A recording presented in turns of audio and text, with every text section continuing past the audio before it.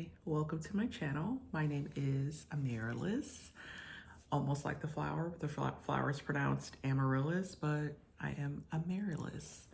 So I just want to introduce myself because I have uploaded videos before in 2018, and then I recently just uploaded my birth from 2021. So I just want to give an introduction. So I am Amaryllis. I am a mother and a wife. I'm a mother of two.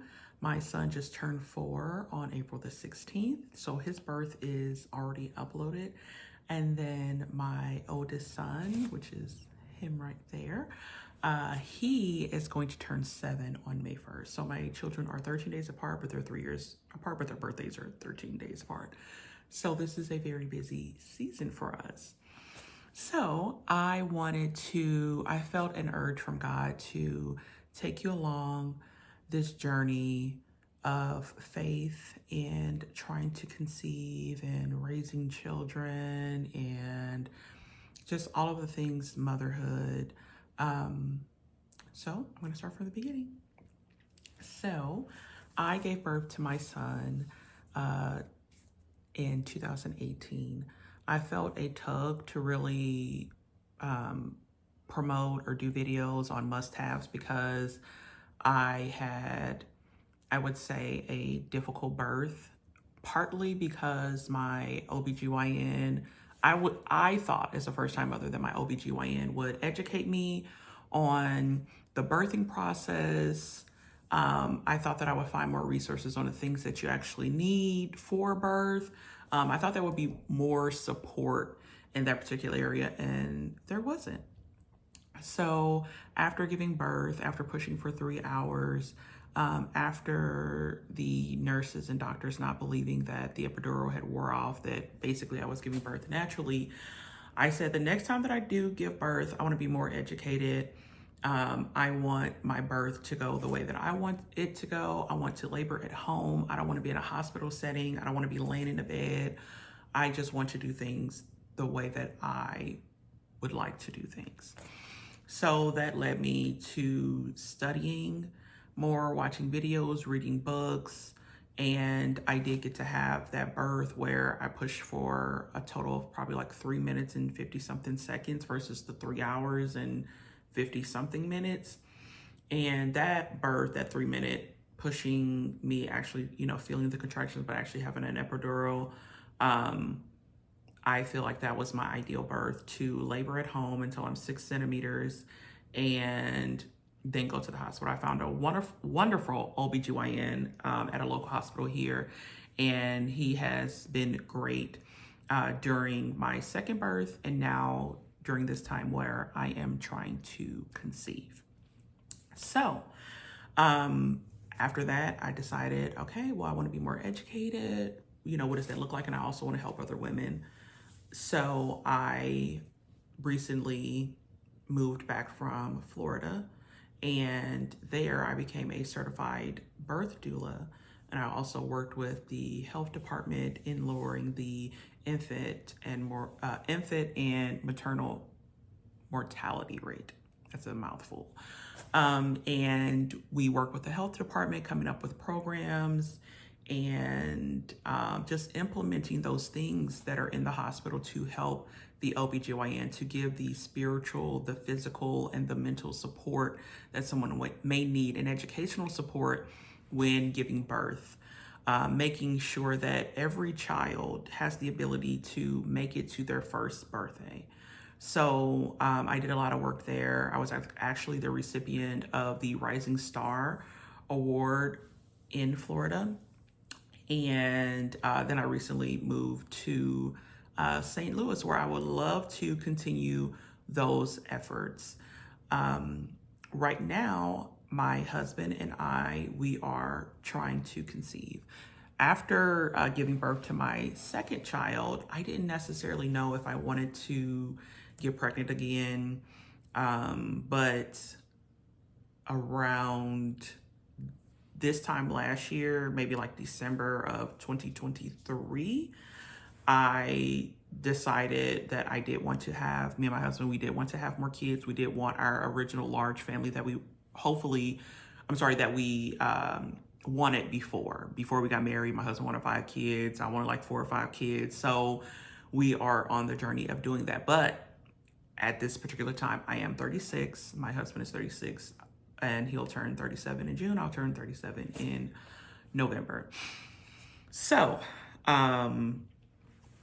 I have always loved children, wanted a big family, but it wasn't until I got a prophecy that I would have more children that I was like, you know what? I have always prayed those prayers silently. Me and my husband had talked about it, but I have never really like, I don't know, like made it known, or at that time I was still on birth control, to not get pregnant, and to also I used to have ovarian cysts quite often. So I was on this particular birth control, and God told me that we would conceive and we would actually have twins. So I'm like, oh my gosh, very secret prayer, because I would love, even though it's like crazy raising one child, this being sleep deprived and all of these other things, it's hard, but that is just my heart's desire. So we got that prophecy in March of 2023 or 2024, March of 2024. And God told me to stop taking birth control around April or May. And during that time, both times with my sons, I was on birth control, got off of it, let it get out of my system. The first time we tried, we conceived. And this time, months had gone past. I was having severe symptoms. It's just been a very hard journey. I never understood. I have a doula page. I have a page where I offer tips and things of that sort with parenting and reading and all of these other things with dealing with children. And I never understood the pain. I'm not going to say pain, but the mental anguish, if that's the correct word, of trying to conceive and not being able to do so, because both times I tried and it happened. God blessed us. And so March, we got that prophecy. Around like May, someone else was like, hey, are you guys trying for children? I just see you guys with like a lot of kids running up and down these steps in a new home, and you know, there's a playground in the back and all this other stuff. And so my husband and I were like, okay. So at that time we were wanting to move, and we actually did find a house the exact way that this pastor, he described it. Literally, we were thinking we're going to live by a park. We literally have a playground in our backyard, and the way that the steps are made up, and actually never lived in a house like this where you like walk in, you got to go either up the steps or down the steps. There's no like, you walk in, there's like a living room or a seating area or anything like that. So all of that came to pass. We have our 2 children. They sometimes play on the steps, but that hasn't come to pass of us, you know, having our children. So then someone else prophesied to us that we would have children.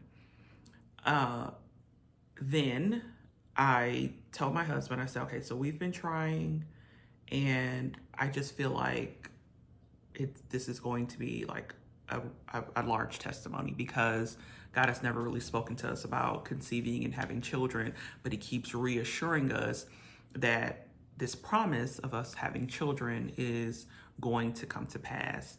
So I told him that, and he was like, wait, what? And I just said, I don't know. That's what it's seeming like to me. So at that time, that was like November. We didn't try November, but December, January, February. Now, to preface this, I never actually got a positive ovulation test. I was just going off of an app. But in January, I did call my OBGYN like, hey, it's been a while. So he told me to try for 2 more cycles and then to come see him in March. So I did do that. We went to our first doctor's appointment March the 17th. So during that time, I just did the well woman break, and he, asked me my goals and we talked a bit. So I was to wait till after my cycle in March and then come and see him around like DPO, like days past ovulation. No, wait, no. I was to come and see him during ovulation so that we can do a follicle scan. So we did the follicle scan, and during that time, my eggs were showing that they were smaller than what they should have been. So they were 7 by 7. And so he said, okay, well, maybe you're going to ovulate later, and maybe that's why you've been missing it. But February, I did get a positive ovulation test. We tried, but we weren't pregnant in March. So that was on a Monday. That Thursday, we went to do another follicle scan. And that particular ovary, that egg did not grow. But then on the right side, I had one that was 11 by 11. So my doctor basically was saying, you know what, maybe the eggs are just growing a little bit slower. So you're probably going to ovulate on Monday. Take an ovulation test, predictor test, and you'll probably ovulate then. And so that's like several days after the app said that I would be ovulating. But I did ovulate. We did follow his directions. So as of right now, we are in our 2-week waiting period. So I was downstairs working and I said, I have been wanting to share this journey for a while, but I've just never done it. So I said, okay, this is the 2-week waiting period. Last night I was feeling a little defeated. And I don't know if defeated, I was feeling worried. What if we're not pregnant again? What if what is this? Now, funny thing, crazy thing is that I'm an evangelist in training. So I had a teaching that I taught on, and it was on El Olam, which is one of the names of God that Abraham called him in Genesis when he made a treaty with Amalek. So basically that means that God is everlasting, God is eternal. And in that, Abraham was remembering all the promises that God had given him in Genesis 12, which is that his promises are everlasting. He is everlasting, so his promises are everlasting. So no matter when it happens, it's going to happen because his word, he has said that it is going to happen. So that is what I am holding on to, that it is going to happen. But I do have to understand that his time is not our time. His timing is not our timing. So I just wanted to, I journal a lot and I write my prayers down. I mean, of course I pray verbally, but there are some times when it's just, okay, I'm at work, I work from home, and I just want to write. And I have been, writing down my thoughts and my feelings during this particular time. And my faith has, January, I think that was a low in my faith where I was just like, oh my gosh, why isn't it happening? And that's when I, called my doctor. So I am just sharing this journey of trying to conceive and having faith and continuing to live my life. I have 2 other children, continue to celebrate them, continue to show up for my husband, continue to go to school and to just live, but also understanding that I am going through a faith trial, and it can be trying, it can be emotional, but I am expressing those emotions because I don't want to ignore those emotions, but I am expressing those emotions, but also I am really giving it to God so that it doesn't pile up, and really talking these feelings out with my therapist. And so, yeah, so I'm going to take you guys along this journey.